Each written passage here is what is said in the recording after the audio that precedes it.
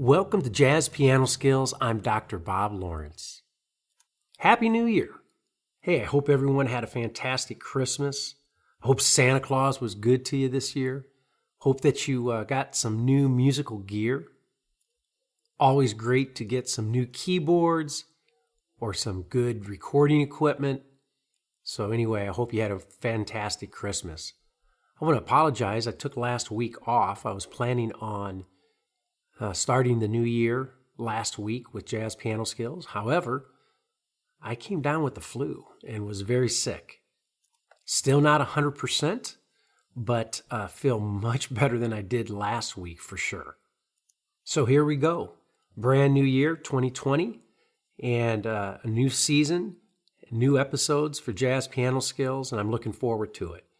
I have some great New Year resolutions to share with you. First and foremost, I'm going to take a little more relaxed approach with this podcast, more along the lines of how I teach lessons in person.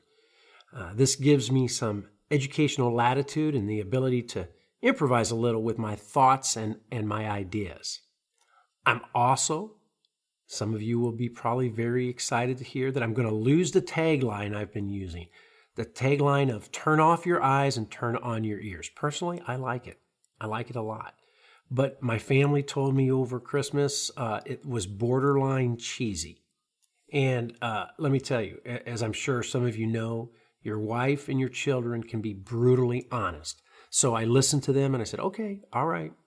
I'm going to stop, turn off your eyes and turn on your ears. But you know, the whole point of that tagline is that with a podcast, and the reason I do a podcast instead of videos is because I really want you to just sit back and listen to the educational content and focus on what is being said and truly digest that conceptually before you try to dive in and apply the jazz piano skills physically. So there was a good intention without question behind the tagline, turn off your eyes and turn on your ears. But I'm going to take the advice of my family and I'm going to lose it this year. I don't have a new one to replace it. So if you guys have any ideas, please let me know. Would love to hear your thoughts, your suggestions, your ideas. I'm also adopting a less is more educational approach. I really want to zoom in and center in on one very specific jazz piano skill for each podcast, thoroughly exploring the skill and the proper ways to think about the skill and various ways to approach practicing the skill, both mentally and physically. And finally, I'm providing a couple new features for each podcast. One is I'm going to make available a supplemental educational materials, a podcast guide, if you will, that's available. And you can get those on the website, jazzpianoskills.com.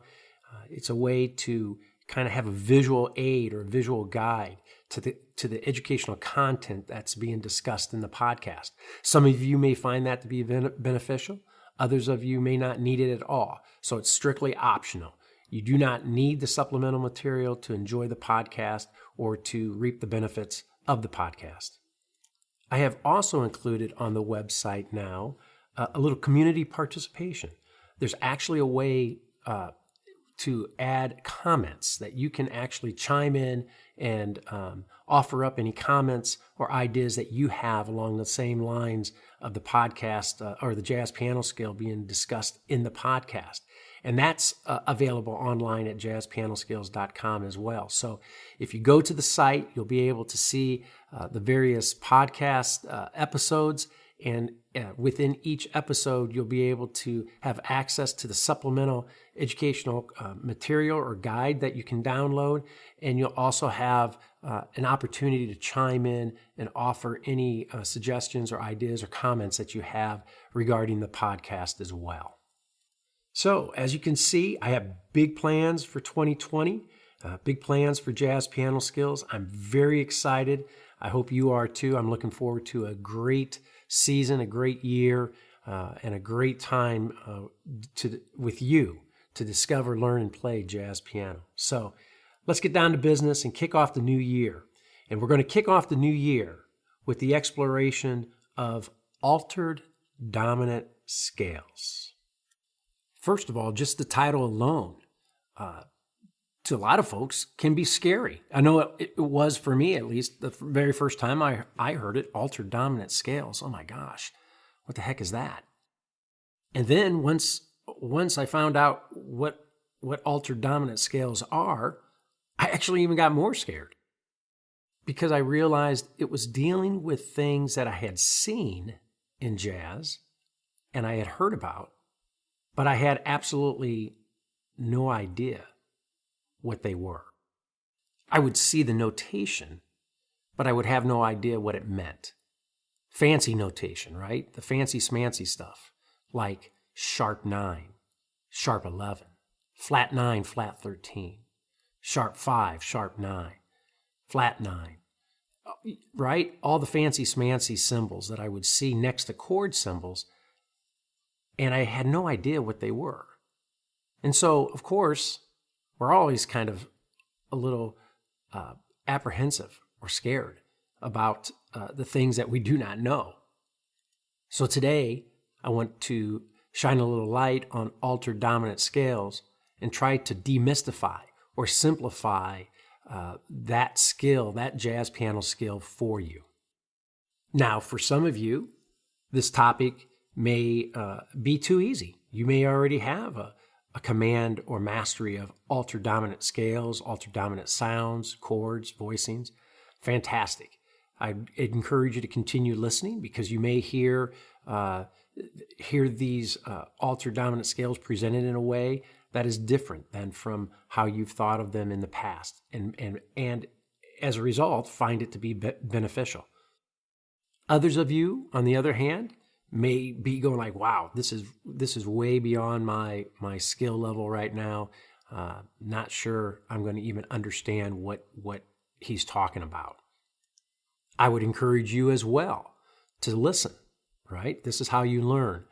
You have to dive in at some point and be introduced to these jazz piano skills, to altered dominant scales, and start getting your feet wet, so to speak, to actually be able to advance as a player and to incorporate these sounds into your playing. So regardless, whether altered dominant scales are too easy, whether they're too hard for you right now, relax and listen. You're going to learn something. So here we go. First, there are 5 dominant sounds that we deal with in jazz. 5. Here they are. We have a pure dominant sound, number 1, pure dominant sound. Number 2, sharp 11 dominant sound. Number 3, flat 13 dominant sound. Number 4, flat 9, flat 13 dominant sound. And number 5, flat 9, sharp 9, flat 5, sharp 5 dominant sound, or what we call fully altered. Now, each one of these dominant sounds can be played as a scale or as a chord. In other words, each one of these dominant sounds can be played melodically or harmonically. Today, we're going to focus on playing these 5 dominant sounds melodically as scales. So again, here are the 5 dominant sounds that we're going to deal with today as scales. Pure dominant, sharp 11, flat 13, flat 9, flat 13, flat 9, sharp 9, flat 5, sharp 5. So why these 5 dominant sounds? Why these 5 dominant scales? Where do these come from? How did I select these 5? Well, I didn't select these 5. I had nothing to do with these five. Music gives us these five dominant sounds. Our tuning system gives us these five dominant sounds. These five dominant sounds come from one of these three scales: the major scale, the harmonic minor scale, or the melodic minor scale, which, by the way, I call these three scales the Holy Trinity of music, right? The major scale, the harmonic minor scale, the melodic minor scale. The major scale gives us major, minor, dominant, half-diminished sounds. If you know anything about modes, you would understand what I'm talking about when I make this statement, that the chords produced by the major scale are major, dominant, minor, and half-diminished. And all pure sounds. In other words, no fancy smancy chords or sounds are produced by the major scale. So logic tells us then, if fancy smancy sounds are not produced by the major scale, then they must be produced by a minor scale. And indeed they are. Not the natural minor or the relative minor, because the natural minor and the relative minor are just simply the same notes of a major scale, right? Just starting at a different location. The minor scales that I'm speaking of that give us the fancy smancy sounds are the harmonic minor and melodic minor scales. So if all of this scale talk, major, harmonic minor, and melodic minor, is over your head right now, no worries. Just be aware of it, but do not worry, because we're going to talk about these fancy smancy chords, these altered dominant scales, in such a way that we can work around that today. So just a quick recap. We are going to deal with 5 altered dominant sounds. Well, actually, I guess 4 altered dominant sounds, 1 dominant sound just being pure. So there's going to be 5 dominant sounds we deal with. 1 is pure, the other 4 have alterations to them. So we have a pure dominant, we have a dominant with a sharp 11, we have a dominant scale with a flat 13, we have a dominant scale with a flat 9, flat 13, and we have a dominant scale with a flat 9 and a sharp 9, and a flat 5 and a sharp 5. So all I want you to know at this point is that in music, specifically jazz, we are dealing with 5 dominant scales. 1 pure, 1 sharp 11, 1 flat 13, 1 flat 9 flat 13, 1 flat 9 sharp 9, flat 5 sharp 5. These 5 dominant sounds, these 5 dominant scales become our arsenal, the tools that we can use to color a song a specific way. You hear these sounds when you listen to jazz. You hear them all the time. You may not be able to identify them, but you certainly hear them. And once you know what they are and you can begin practicing them, then you will be able to identify them when you hear them in songs and jazz literature that you're listening to.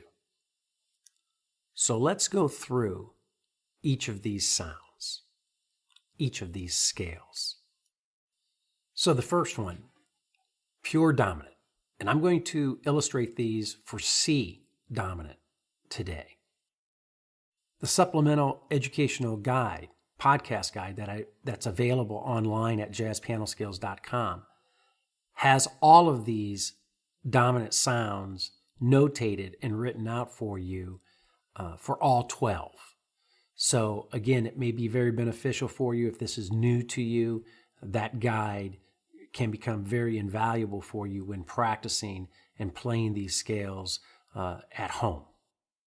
So the C dominant scale, C, D, E, F, G, A, and B flat. There it is. just that. It's like taking the major scale and just lowering the seventh 1/2 step. So instead of a B natural on top, you have a B flat. So here's what it sounds like with a chord underneath it.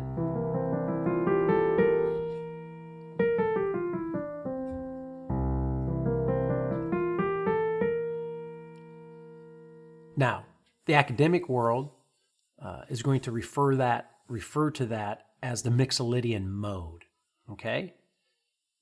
The street jazz musician is going to refer to that as the C dominant scale, okay?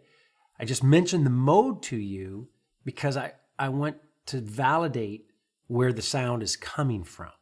So in other words, that you know that it's legit. So now that we have our pure C dominant, right? Now we can actually alter that dominant scale. We have to start with the pure dominant scale, then we can alter it or we can decorate it. As I explain to students in my lessons, right? You have to bake a cake before you decorate that cake. So you have to know the pure dominant scale first before you can start adding alterations to it. And before those alterations, and in order for those alterations to actually make sense to you. So the very first thing I would say to you is make sure that you have a command of the pure dominant scale, all 12 of them, before you start adding decorations or alterations to them. So the very first alteration is the sharp 11. So we have our pure dominant scale. Now, to sharp the 11, we're just going to do exactly that. The 11th being the 4th, or the note F, we're just going to raise it 1/2 step. So now we get this sound.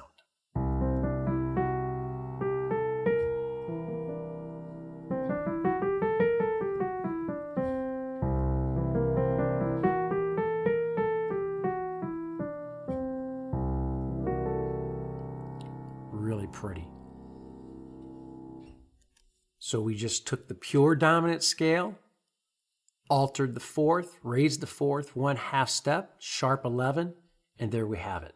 Now, in the academic world again, they'll refer to that as the Lydian flat 7. It's the 4th mode of the melodic minor scale. Man, that sounds really good, doesn't it? Sounds really smart. But I don't want you to worry about it. Who cares that it's the Lydian flat 7?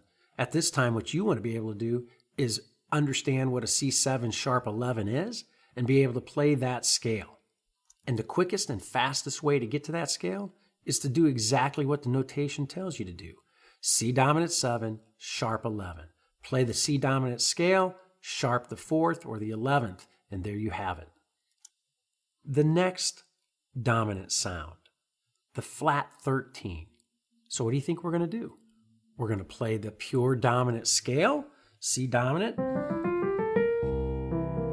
and we're going to flat the 13th, or the 6th, or the note A. So now we get this. We lower that A 1/2 step to A flat.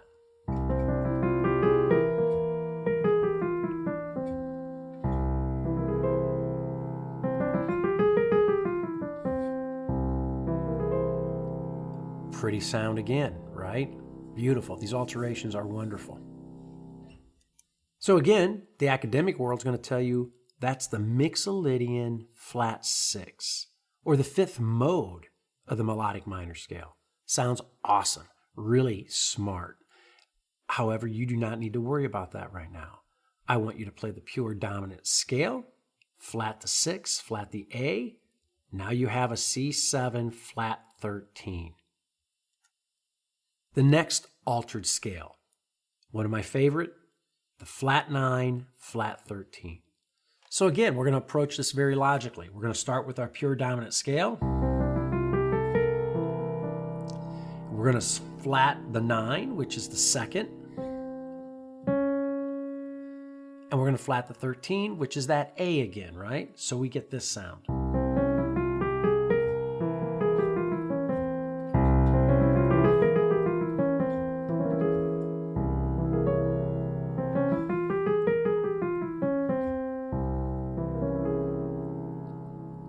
fantastic. Once again, in the academic world, we're going to say that that's the fifth mode of the harmonic minor scale. Again, it just validates where these sounds come from. That these sounds, the reason I'm giving you the modes again, is I want you to know that it is our tuning system. It's our scales, our major, harmonic minor, melodic minor scales that are producing these sounds for us.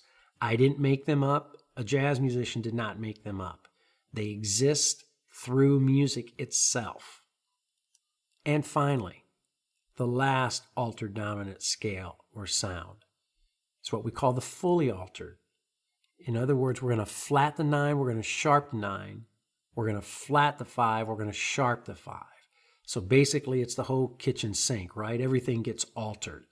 We have our root, we have our third, we have our seventh, and everything else in the scale is altered. So let's start with our pure dominant scale again. But now we're going to flat the 9,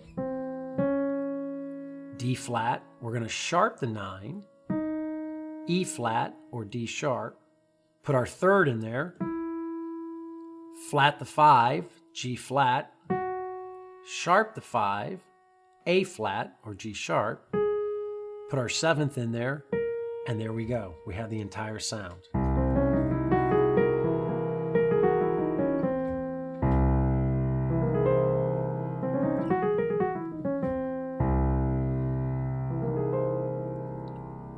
Really pretty. You hear it all the time in jazz literature. So now let me put each one of these sounds side by side. C dominant, pure.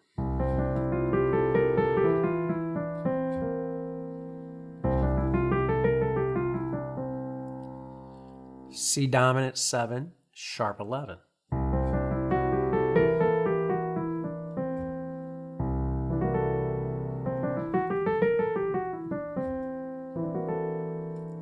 C dominant flat 13.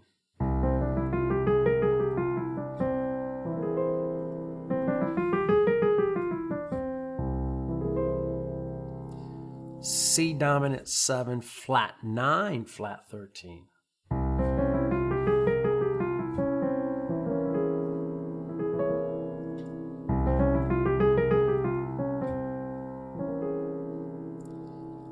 And C fully altered. Flat 9, sharp 9, flat 5, sharp 5.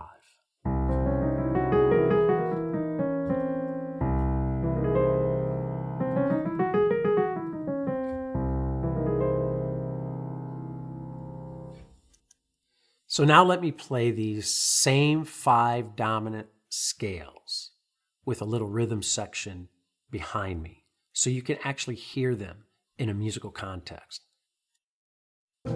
Pure dominant.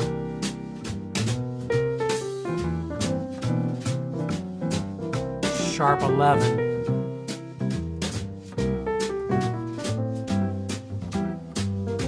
Flat 13.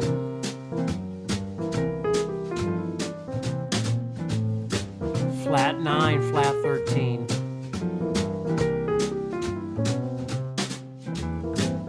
Fully altered.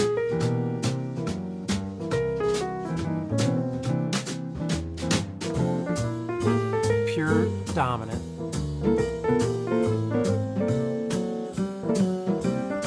Sharp 11. Flat 13.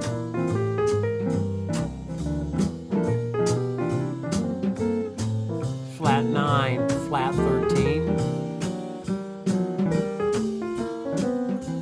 And fully altered.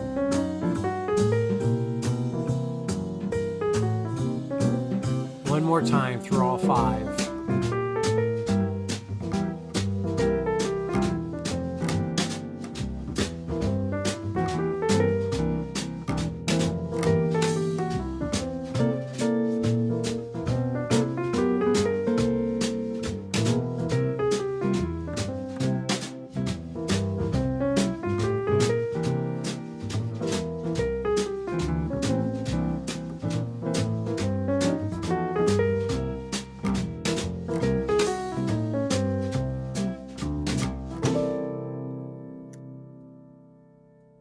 Great sounds, right?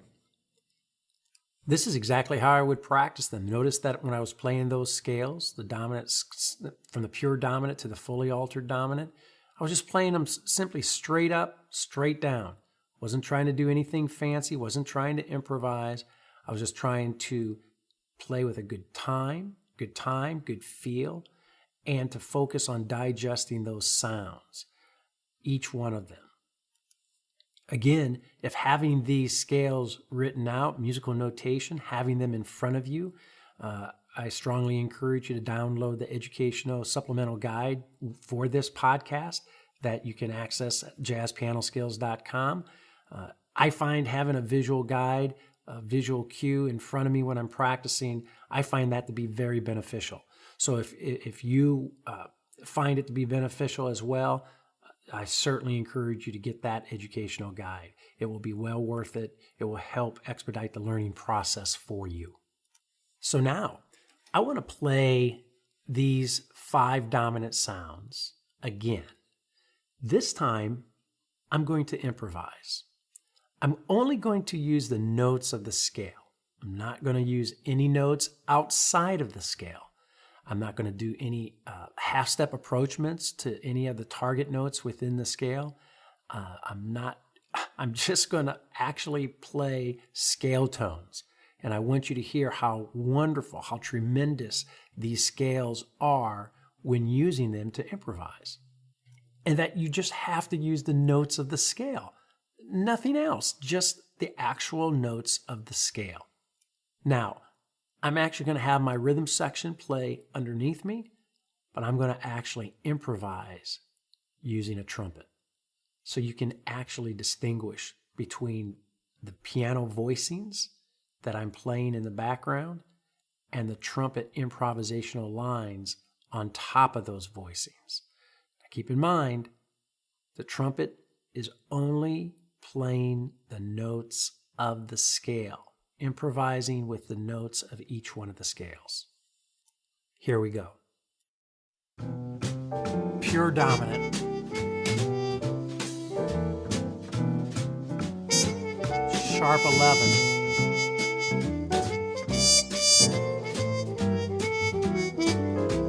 Flat 13.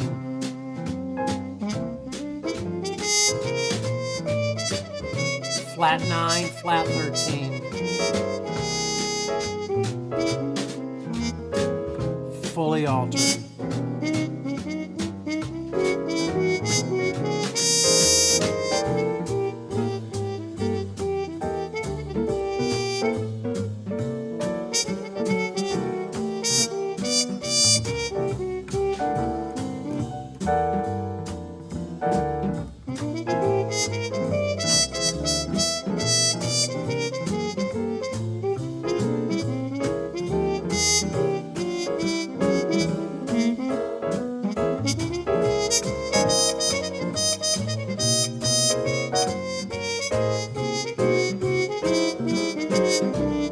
Pure dominant. Sharp 11.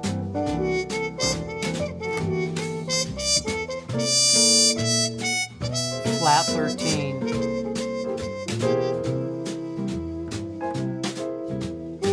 Flat 9, flat 13.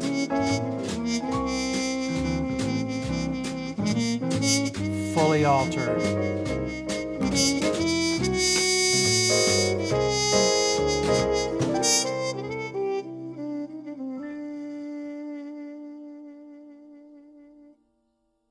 Awesome.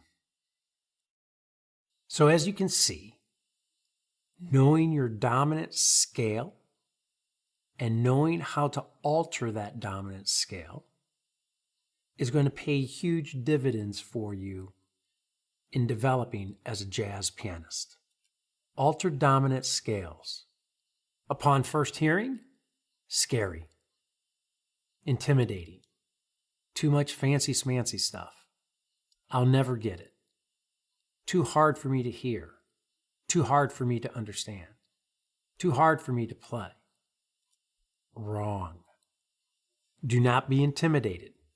If you are unfamiliar with these sounds, with these scales, it's okay. Become familiar with them. Begin to study them. Begin to do paper practice. Write these scales out on paper.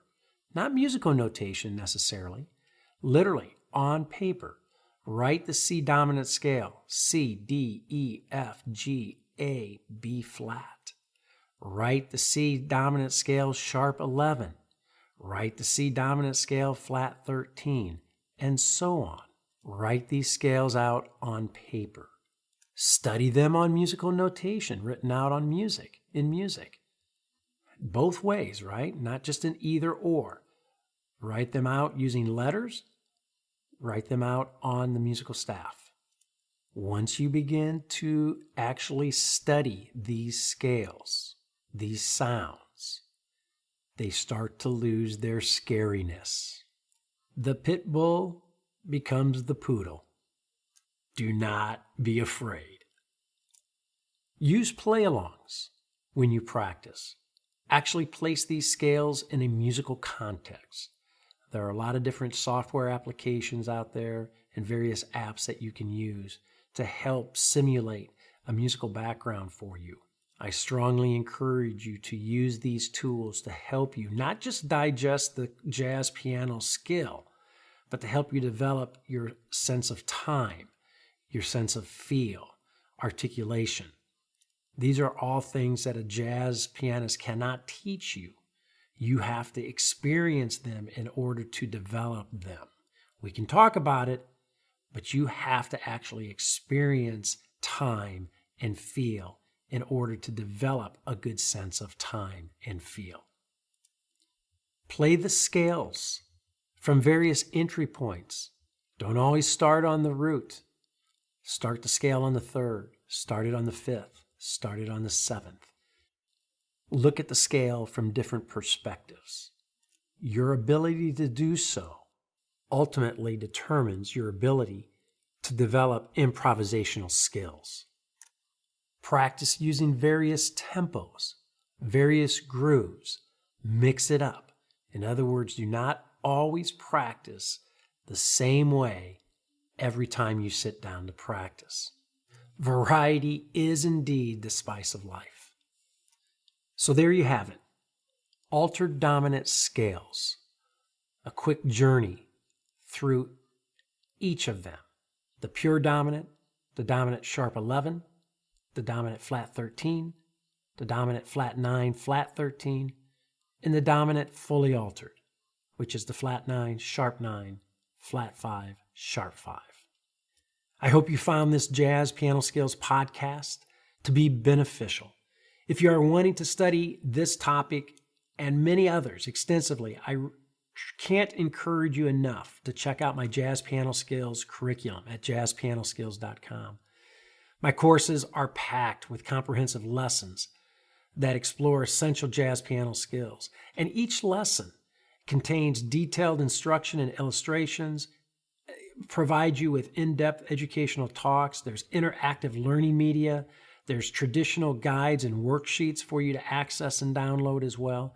There's high-definition video demonstrations of me playing the jazz piano skills in all 12 keys, play-along tracks, lead sheets, professional and personal educational support is available, and of course, mobile access to all my courses and lessons from any of your smart devices, making it easy to get access and log in and practice at any time. So check it out, jazzpianoskills.com. That's it for today. That's it for this week. Enjoy the journey, and most of all, have fun as you discover, learn, and play jazz piano.